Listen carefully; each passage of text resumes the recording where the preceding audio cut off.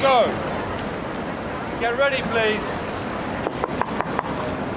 And it's not uncommon to see at Cambridge and Oxford, particularly a number of internationals, particularly in the post-Olympic year, coming over, whether it's from the US or Canada or Germany, continuing their studies post-Olympics. Attention! Go! And a really punchy start there from Cambridge University on the left-hand side of your screen in the Visitors Challenge Cup final here. Leander Club, though, moving just off their station. They're going to have to correct themselves here. It's funny, that's such an obvious move for almost everyone on that station when they come out at the end of the island. They've handled that quite nicely, actually. We've seen some really significant adjustments that had to be made. But otherwise, a very clean start for both crews. Well, Leander handling that little adjustment quite well. What we tend to see, if a crew has to make that adjustment, they tend to lose a bit of speed. It takes a bit of run off the boat, doing too much steering in the early stage of the race. So you really need to be switched on to that. But hasn't hurt them too much here. They're probably about half a length now up on Cambridge University. They've settled down quite nicely. Cambridge still keeping a nice high stroke rating, still looking smooth. And of course the visitors, for those who are watching this and are still learning the terminology, it's for club and university crews, and it's below the level of the Stewards Challenge Cup, but no fees as senior crew can enter this event. A tremendous racing all week. There was not that many easy visitors races this week. They've all had 4 days of racing on their legs. And that's what's been really incredible, is just the standard of the racing, even on Wednesday or Thursday, to see race matchups that we might have expected to see on the Friday or the Saturday even.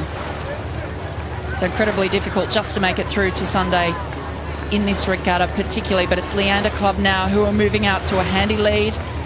They'll be looking to break contact now, and again, I was having this discussion with James Cracknell during the lunch break on the coverage, and we were talking about the difference between match racing and fleet racing. I mean, it's very similar between rowing and sailing. People might have seen the America's Cup recently, but you generally would be employing different tactics in a match race to what you might in a fleet race. What do you make of that, Sean? Absolutely. In match racing, I think it's very important to get an early lead. Try to establish your superiority, and then you can watch the other crew. In six-lane racing, there's lots going on. People can make different moves, but here really you're only focused on one boat, and that's the other boat. And I mean, I would think that if you knew you had the capability to win, particularly, that putting yourself in a bit of a controlling position, maybe doing something a little bit more expensive than you might be used to in the first quarter of the race in order to get yourself into a commanding position that you can then start to read what your opponent is going to be doing. You can start to see those pushes when they come, rather than being caught out in a situation where you have maybe a little bit of overlap, and then particularly in the four or the smaller boats where that change of speed is very fast and the race can start to slip away from you. I certainly don't like to recommend the even split rowing on a match race, because you have the added addition of the puddles from the other crew. You have much more of a steering issue, so it's good to watch your opponent. And we've seen several changes in results. Certainly the Italian pair was caught off the start and wound up losing. But Leander has not been able to be as dominant as they were expecting at this point in the race. They look like they've settled down quite nicely, though. They were very aggressive out of the start, as we said, a few little steering alterations in the early stage, but they're sitting probably about a length up, maybe 3/4 of a length up on Cambridge off to their right-hand side. In the Leander crew, Barney Stentiford, Finn Stevenson, Sam Twine and George Rossiter.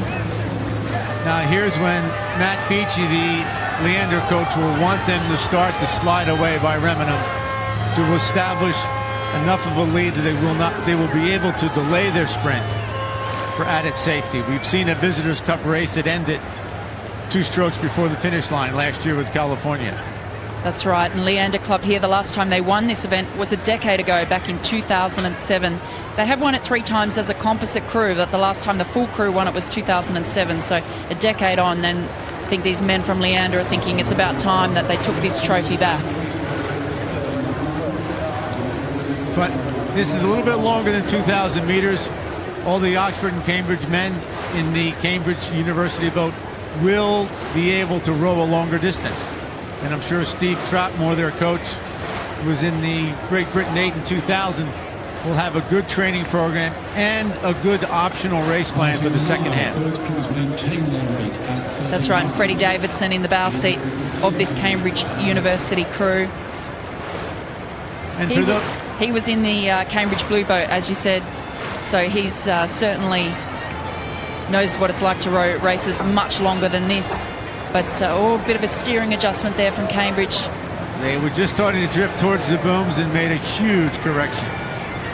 But for any non-rowers watching this broadcast, the two-man Stevenson in the Leander boat started rowing through CrossFit, that worldwide phenomena of fanatics, my daughter included. And he won a CrossFit rowing competition, and he was recruited to Leander. And he took 2 years off in training to be a doctor to get it to win a Henley medal. And it's a significantly bigger crew there from Leander. We can actually see them being hailed for their steering now. It's really important to stay on your side of the course. They're really creeping over across in front of the other crew, and they need to get back onto their station. You can see the umpire flagging for them to move over, but it looks like they're back in correct position now as they start the sprint, and we're seeing a sprint coming here from Cambridge. 8 strokes to go as they pass the progress board. As they come down to the line, Leander Club stepping again. Holding it steady. And they win by half a length. The Leander Club, 10 years after last winning this trophy, the Visitors Challenge Cup over Cambridge University. And it looks like the Cambridge University crew are protesting that result. No doubt feeling as though perhaps they were washed down by Leander, who crept across, but it did look like Cambridge also crept across probably towards the centre as well. So it will be interesting to see what the umpire rules here. Looks like Richard Phelps is asking questions.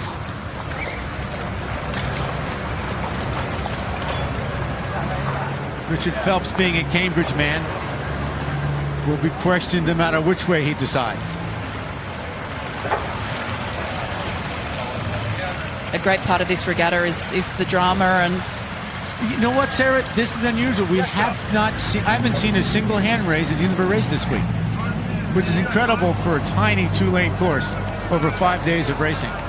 That's true, and I think that people, when they come here, they know the rules, they know how to play the game, and we've actually seen crews that haven't followed the rules, be disqualified or leave in disappointment. You won't mention the ladies' plate race last year.